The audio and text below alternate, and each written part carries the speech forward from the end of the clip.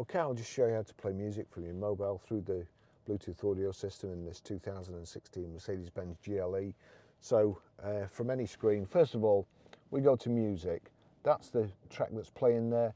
You'll see at the bottom Mercedes Benz Bluetooth. If I click on that, you've got a choice of either iPhone or Mercedes Benz Bluetooth.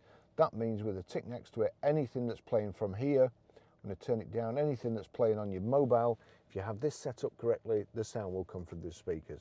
So over to the system, click on media. That's it, that's actually showing my phone. If I turn this up now and turn this up,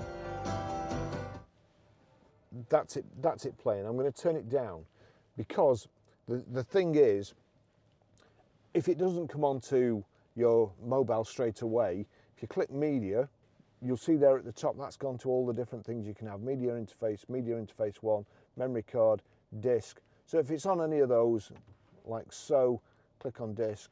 So you go to media, click on media, it's on disk, we just need to turn it across to Bluetooth, click like so, that's it playing.